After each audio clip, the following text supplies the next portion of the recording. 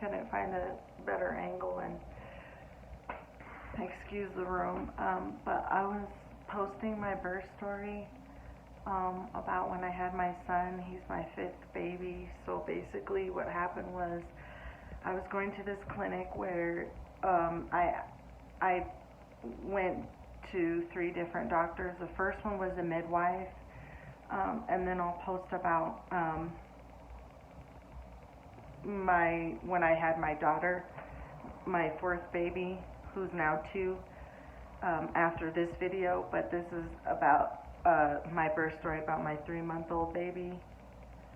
So basically, I saw a midwife with my 2-year-old, which I didn't really like, and then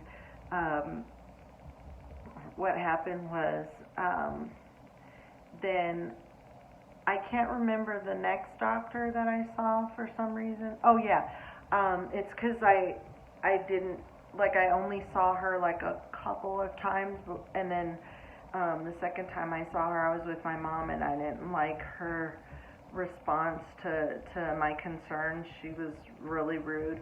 So then I got the 3rd doctor that I had, and then basically the midwife and the 2nd doctor were saying that I would have to be induced at 37 weeks because I have hypertension. So I have severe hypertension that I've had since I had my 2nd child for 11 years. Like, they hospitalized me for 6 hours and wouldn't let me leave because my blood pressure was so high when he was 2 weeks old. And I later learned that you have a higher risk of developing severe high blood pressure if you have your 2nd child more than 5 years apart from the 1st. And my daughter was 6 when I had my 2nd child, my son, who's now 11. So basically the first 2 doctors told me that I should deliver my son at 37 weeks. But the 3rd doctor that I saw, she said I could be induced at 38 weeks. Well, I was really sick. I think it was my son was really sick and throwing up, and then I got sick and I started throwing up when I was like 37 and a half weeks with my son, and I thought I was gonna die, and I was like, oh God, please let me make it to the hospital, because I couldn't stop throwing up. So I went to the hospital, and they're like, we'll see if you have protein in your urine to see if you have preeclampsia, see if we induce you. And I did, and I was already like, I think 3 centimeters when I went to the hospital. And then basically my doctor was like, yeah, we're going to induce you. Well, I had this really bad nurse, so they put that balloon folly inside to help my cervix dilate, and then I had them the next morning, but I asked for laughing gas because the pain was so bad and the contractions. Well, they gave me Pitocin. It was like after midnight they gave me Pitocin, and my worst fear came true, because I thought, like, I was worried that with the Pitocin my contractions would be really fast and hard, and they were, and because I was trying to go natural, and it was so painful.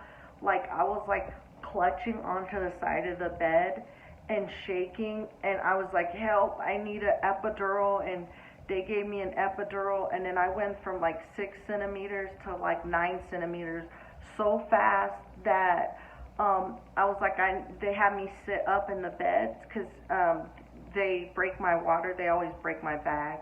My water never breaks beforehand. I don't know why. And then basically they had me sitting straight up, and I could feel him, like my baby, right there, and I needed to push. And the nurse was like, oh, the doctors, the doctors and helping someone else.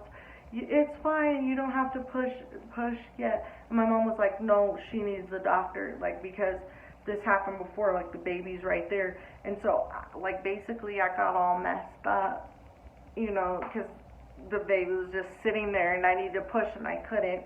So the doctor came, and then I pushed him out, and I remember I saw he looked so cute, his little, I was like, I couldn't believe how cute he was.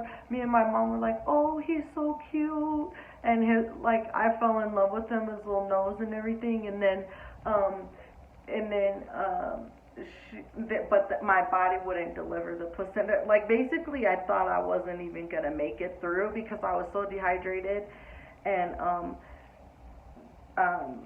so they were like, your blood pressure is so high, you can't drink water and all this. But so basically, my body didn't deliver the placenta naturally.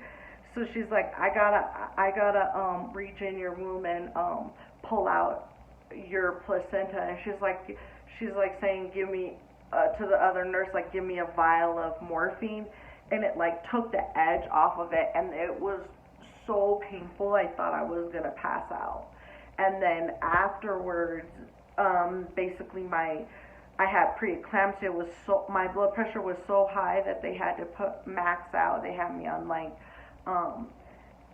400 milligrams of labetalol 3 times a day. When I was pregnant, it was 100 2 times a day, and then a extended release 30 milligrams of a heart medication. I couldn't get out of the bed for 2 days because my blood pressure was so high that the nurse, every time the nurse's face would be pale and her eyes would be wide, and she's like, you're at risk of having I don't remember if it was a seizure or a stroke. Sorry, I was kind of out of it because, it's so crazy. But, and then they would run out and they're like, I gotta go talk to the doctor. So I couldn't leave the bed for 2 days, and I had like a catheter, and then I was so dehydrated, and they're like, well, they're saying something about the water. I don't know what they're saying, like if you drank too much water. And that horrible nurse, she wouldn't give me water, so like I had to like hobble with all these cords to like the sink and get dirty sink water. But I have my family friend she's so nice, she's this older lady, bring ginger ale, and then I have my mom bring water. But and then the nurse was like, why did you do that? Why did you get out of the bed? Like, you're not supposed to do that. You could fall and crack your head open. And she was like, so, like, I know for a fact she was like racist and discriminatory, because I'm in a really racist city and state, and like I don't have private insurance. I'll just say that. And like she was like, and I was like, no, I was vomiting the night before. Well, the thing about this nurse too is that she couldn't get my IV in. She couldn't get my IV in for 6 hours. She had to bring in like 2 different nurses, and then so by the time they started the IV, I was so dehydrated, and she was horrible. It was an absolute nightmare. And she starts. So like when I'm in labor, right, I'm in pain, and she's like, oh, what number baby? And I'm like 5, and she's like, oh, so where are your children? Like trying to imply that I left my children home alone, and I'm 39 years old, and I'm treated like a 12-year-old. And I was like my children are with my mom, but the thing is I have an adult child who is 18. So, and she's like, well, do you have custody of your kids? And I'm like, yeah, I have custody of my children. And it was awful. So she reported me because I had 5 children. So the social worker comes in there, and she's like, what number baby? And I was like, why? I was like, I don't need services. So then the other social worker comes in, and she's like a woman of color. The other social worker, I just assume I'm mixed, but I don't know if I don't know if she was Hispanic or white. And so she walked out and she didn't say anything. So the other social worker comes in. This is the hospital social worker, and she's a woman of color. And she's like, so what's the plan? And I look at her and I'm like, to take my baby home. And she's like, oh, so you have housing? And I was like, yeah. And I've had my own place since I was 19 years old. Like, I was on my own when I was like 15. Okay, so I'm like, and she's like, so, and what are you going to do for work? And I was like, I have my own business, because I've had my own business. I've had my own pet care business for 5 years, okay? And she's like, oh, okay, all right, well, um, okay, well, I'm gonna close out the case and, your baby's cute. But I was so mad at that nurse for doing that. So yeah, so like she wanted to dictate, how many children I have that bothered her because, like, here's the thing though, it's her job is to be a nurse and not a social worker, and I don't have to explain to her I was a domestic abuse victim. And even if I did, that doesn't explain how many kids I have. You can have a bunch of kids and not have been abused, okay? So it's just this whole like population control, this whole like thing where they think that parenting is white, and like I'm Native and Black. It's my family on my dad's side is from Trinidad in the West Indies, so I'm Chinese, and like I don't have what I should have said to her is like, you do not get to ask me that. That's not okay. But what bothers me is, even if I stand up for myself, they report me. They say, like with my 2-year-old, that I was too angry. So if the whole angry black mom thing, and it was like she wanted, like, that's that slavery thing where it's like it's like if you are a black mother, then you're seen as 12. When, like, I'm 39, and like the thing about it too is it says how old I am, and she's just so racist that she just only sees like the color of my skin. And another thing she did, she was like, "Oh, hi, friend," and it's like, we're not friends, especially like, you're like judging me. Like, you don't get to judge me. You don't get to ask me personal questions. And I feel like it's so horrible because I did not have my fiance there. He's in another state,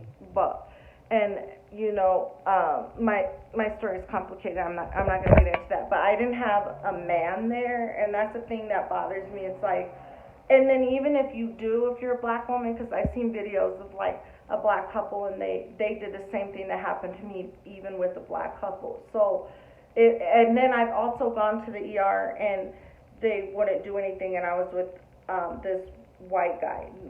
He used to be my neighbor, but he's a lot younger than me, but he was still an adult.